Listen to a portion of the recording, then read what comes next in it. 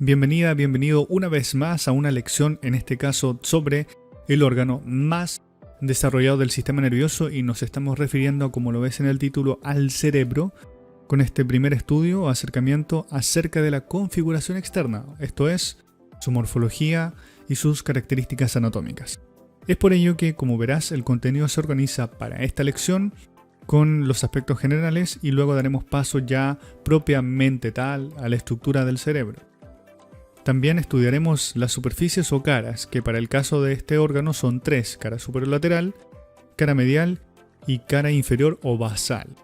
Nota que en cada una de estas caras describiremos sus detalles anatómicos muy relevantes desde el punto de vista morfológico, pero también atendiendo a algunas aplicaciones funcionales desde ya. Y como ya lo sabes, siempre te invito a que participes en el foro, ya sea realizando tus consultas y aportes acerca de este tema.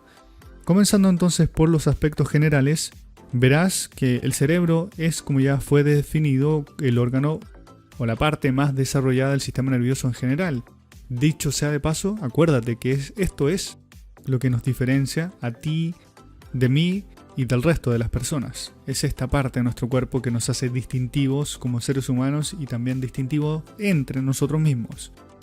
Nota cómo el cerebro tiene una masa que va alrededor de los 1200 gramos, con una ligera diferencia de 100 gramos en promedio con el sexo femenino, cosa que, como debes asumir, no tiene nada que ver con el proceso cognitivo, con la cognición que desarrolla un cerebro y otro. Son nada más que datos numéricos que estarán relacionados sobre todo con la conformación estructural del cuerpo del sexo masculino con el de femenino.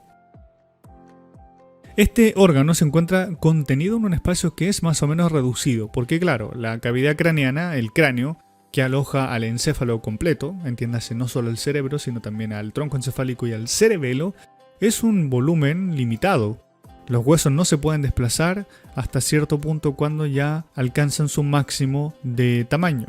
Por lo tanto, ¿cómo lo hace nuestro cerebro para aumentar en cantidad de neuronas, en cantidad de tejido capaz de procesar información? Bueno, como lo ves, veremos que presenta estas arrugas y casi como una hoja de papel que es muy amplia en superficie. Si tú la arrugas hasta formar una bola de papel, entonces tendrás la misma superficie pero en un menor volumen.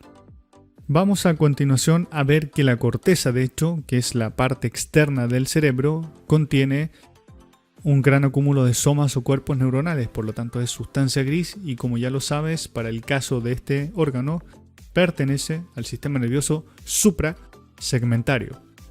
Y eso te habla de que ya no funciona en base a esa comunicación directa con nervios, o podemos decirlo así en su gran mayoría, pero también en la disposición del tejido, o sea que la sustancia gris está externa versus la sustancia blanca que está interna.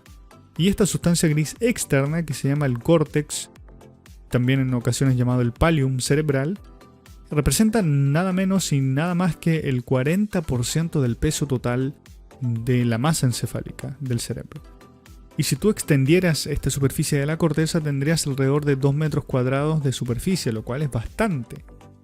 Piensa entonces cómo lo hace otra vez toda esta superficie para entrar, para que quepa en un espacio reducido. Bueno, ya lo hemos dicho, tiene que ver con esa conformación arrugada.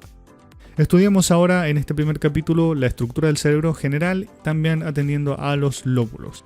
Para ello quiero contar de que cuando se conforma el cerebro en una etapa inicial, lo hace en base a una forma muy lisa, como lo aprecias en esta imagen. Claro, eso sí, destacan de inmediato dos surcos importantísimos que van a encontrarse en todo cerebro humano. Surco lateral, que cruza en sentido más oblicuo, y el que viene desde la parte superior hacia abajo será el surco central. Este es un cerebro primitivo, porque un cerebro adulto tendrá esta conformación. Y a pesar de que, claro, aquí lo tienes cubierto por una meninge, que es la pía madre, puedes distinguir que debajo de ella aparece un cerebro con muchos pliegues, con muchas arrugas, dicho de forma coloquial. ¿Cómo se denominan a estas estructuras? Se le llaman giros. Ese es el concepto en terminología anatómica internacional. Giro. Si bien es cierto, circunvolución sigue utilizándose en algunos textos que no han cambiado su terminología porque es un concepto más antiguo. Recuerda que del latín la palabra es gyrus, por lo tanto la traducción más correcta será giro. Y a su vez estos giros, como lo puedes distinguir, están separados el uno del otro por surcos. Cada uno de estos giros y surcos tendrá un nombre y esa va a ser la clave del segundo capítulo. Veremos a continuación ahora cómo son las superficies o caras, comenzando por la vista desde arriba, donde podemos distinguir que en el caso del cerebro no representa una esfera o una pelota. Fíjate cómo tiene esta forma ovoide, o sea que tiene extremos ahí y ahí que corresponden a los polos. Tendremos un polo frontal hacia adelante, un polo posterior u occipital y un polo temporal, en ocasiones llamado polo lateral también. ¿Por qué se denominan así? Como seguramente ya lo asumes, tiene relación con los huesos del cráneo vecinos. Porque hacia adelante tenemos el hueso frontal, hacia atrás el hueso occipital y hacia los costados encontramos al hueso temporal a ese nivel. Interesante lo que acaba de consignarse en pantalla, y esto es una fisura importantísima que cruza en este sentido de anterior a posterior y que prácticamente divide al cerebro, no completamente, en dos hemisferios, un hemisferio derecho y un hemisferio izquierdo. La pregunta obvia sería, ¿será que son iguales? De seguro tú de inmediato pensarás que no, y estás en lo correcto si es que lo pensaste así. Porque los hemisferios, a pesar de ser parecidos en conformación estructural, surcos y giros, no son iguales porque tienen distinto funcionamiento. Y ahí es donde te puedo dar a conocer que hay especializaciones del cerebro, especializaciones de los hemisferios en cuanto a algunas funciones particulares, y una de ellas que te puedo citar ahora es el lenguaje. El lenguaje sobre todo está en el lado izquierdo y el lado derecho solo aporta la intención comunicativa o prosodia. Sigamos. ¿Cómo son las superficies? La cara superolateral, como su nombre lo indica, está conformada por una superficie convexa. ¿Por qué? Porque esta zona del cerebro es así redondeada y está conformada por una parte lateral y una parte superior. De ahí el concepto, superolateral. Y la podemos definir nada más que así, como una superficie convexa donde se aprecia gran parte de la lobulación de los sectores del cerebro con relación a los huesos vecinos, lóbulo frontal, parietal, occipital y temporal se alcanzan a visualizar acá. Y puedes distinguir que representa la imagen clásica, o sea, tú googleas cerebro y te va a aparecer una imagen muy similar a esta. Por otra parte, en esta vista de la cara inferior o basal, podemos distinguir que el cerebro está casi visible, completo, excepto porque tiene una comunicación, como lo sabemos, con el tronco encefálico. Ahí se ve mesencéfalo, con los pedúnculos cerebrales. Y justo detrás del tronco, como tú lo sabes, está el cerebelo. Por lo tanto, no podemos distinguir al cerebro a simple vista con estas estructuras. Si les quitamos, va a aparecer esto. Y sí, aquí se puede vislumbrar la disposición del cerebro en dos zonas muy evidentes. La primera será este tercio anterior o frontal. Fíjate que este sector, entiende que estamos viendo desde abajo, está en una posición entre comillas más alta, o sea que está más hacia arriba, más superior. Mientras que este otro sector más amplio, que equivale a 2/3 posteriores, también llamados temporo-occipitales, se ubican en un plano más inferior, más bajo. ¿Por qué? Porque resulta que la base del cráneo, o sea los huesos que soportan a esta estructura del encéfalo, están en una conformación similar a las escaleras, me refiero a los peldaños de una escalera, en distintos planos, más superior, un poquito más abajo y otro poco más abajo. ¿Qué otros elementos quisiera destacarte? Bueno, aquí aparece una fisura en forma de C o de herradura que separa al cerebro del resto de las estructuras del tronco encefálico y que se denomina fisura transversa. Acuérdate que esta que cruza y que alcanzamos a ver aquí y acá es la fisura longitudinal del cerebro.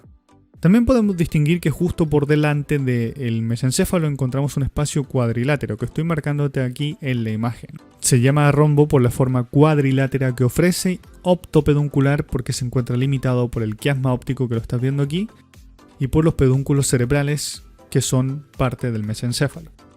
A su vez vamos a distinguir que dentro de este espacio llamado rombo optopeduncular existirán estos cuerpos mamilares como dos pelotitas muy marcadas y justo detrás de ellas se ubica un espacio con muchos orificios que da lugar al concepto de espacio perforado posterior, lugar por donde ingresan los vasos sanguíneos que dan en parte soporte vascular a la zona interna del cerebro.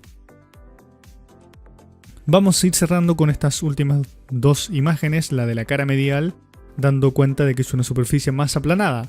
Ahora, si tú hicieras el ejercicio de dividir al cerebro por la fisura longitudinal, así como con un cuchillo, y lo vas pasando por la fisura, vas a encontrarte que chocas en algo. O sea que si el cuchillo baja así, como lo está haciendo el puntero, va a chocar con esta estructura de color blanquecina, que representa la importante comisura. Esto es una comunicación entre los hemisferios, llamado cuerpo calloso. El cuerpo calloso es la principal o más importante comisura del cerebro, porque permite que se comuniquen, se relacionen los hemisferios. Aquí lo estamos viendo al fondo de la fisura longitudinal. Podemos distinguir entonces que es una superficie más aplanada, pero que de todas maneras ofrece algunos giros y surcos bastante notables. Última imagen para este primer capítulo y dice relación con los lóbulos, que físicamente son un total de 5 lóbulos. Parte de ellos lo estamos viendo aquí en la imagen en colores: lóbulo frontal, lóbulo parietal, occipital y temporal. Lo mismo en la imagen del medio desde una vista inferior y este desde una vista medial.